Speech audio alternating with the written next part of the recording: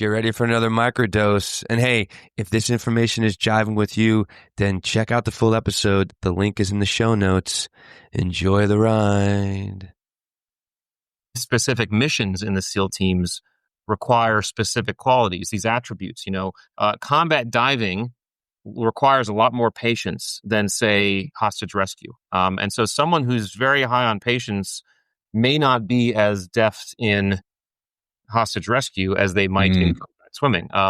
But yet both are very critical missions. And so all this to say, I really began to get this fascination with what are the qualities. The best teams build their teams based on whether or not the team members have what it takes to do the job, not necessarily that they know how to do the job. And it was hearkened to me with a couple examples when I started to do this work. First, this was 2010, and we know, and your audience knows because they're familiar with SEALs and SEAL training. You spend hundreds of hours running around with big heavy boats in your head and buds. You spend hundreds of hours exercising with 300-pound telephone poles, running around those things, freezing at the surf zone. By this time, by 2010, when I was doing this work, I had already been on hundreds of missions in Iraq and Afghanistan, and I can tell you with certainty that never on one of them did I carry a big heavy boat on my head or a 300-pound telephone pole, right? So I knew that what they were doing to us in those moments at Buds they weren't training us to be Navy SEALs. They were putting us in these specific environments to tease out these qualities. So that was number one.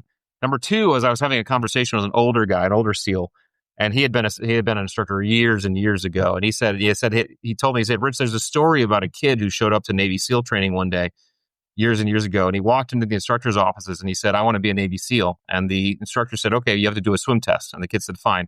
So they took him out to the pool. And it was an easy test, 50 meters. So 25 meters to one end, 25 meters back to the other end. Anyway, the kid gets all ready to go. He jumps in the pool and he immediately sinks to the bottom of the pool. And he starts walking across the bottom of the pool to one end. He touches one end, walks across the bottom of the pool back to the other end. He comes up, he's gasping for air. And the instructor says, what the hell are you doing? And the kid, who's still trying to catch his breath, looks at the instructor and says, I'm sorry, instructor, I don't know how to swim. And at that point, the instructor pauses and he looks at the kid and says, that's okay, we can teach you how to swim. And so the idea is, why did the instructor say that? He said that because he knew if this kid had the qualities, the attributes to show up to Navy SEAL training and he didn't know how to swim, he had everything inside of him he needed to be a Navy SEAL. Teaching him the skill of swimming was going to be easy. And so what I realized when I was putting together that training, or kind of not even revamping, articulating the training, was that we had to change our languaging. We had to start using a different language of performance that was attributes, not just skills. And then when I got out of the Navy and started working in the leadership space and working with businesses and teams and organizations, I recognized that businesses and teams and organizations were having the same problem articulating this stuff. You hear things like soft skills or character traits or whatever. And I said, people, they don't know what these are, and I'm going to help them understand it. And so the impetus was writing a book to help people, regular people, everyday people, understand what those key qualities are that drive our performance at very elemental levels. I love it. And I've got another question to follow up on the skills versus attributes piece, but I have to go back to something that I think I heard Coleman Ruiz say on, who did he interview with? Huberman. I think he went on. Huberman, good friend of mine. Yeah, he's solid. I did a pump with him back in 2007 as an augment.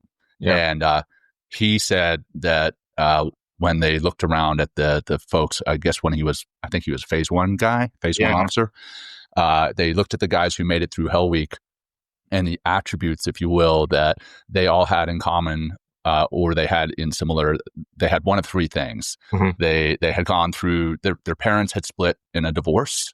Mm-hmm. They had been arrested at some point, or they had been suspended from school. I think those were the three. not great attributes, but I can admit I got suspended from school, and since I've also been arrested. Yeah. I've got two of the three, but I doubt that's something that you want to put on any type of interview process or evaluation. The question becomes, what are the attributes that induce that type of behavior? And I would admit, I don't think before I went to Buds I had any one of those happen. However, I was close to that. I was breaking rules all the time, so it's really that rule breaker mentality.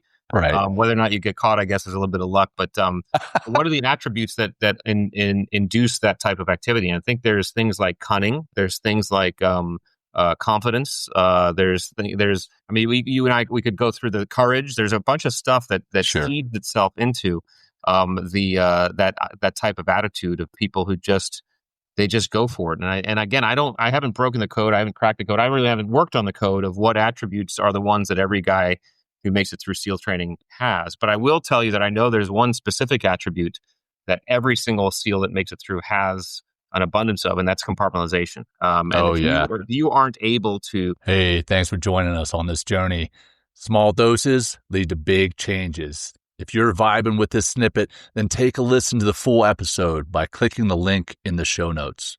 If you would like to plug in deeper to what we're doing, head to mentalkingmindfulness.com or text MTM to 33777. Until next time, peace.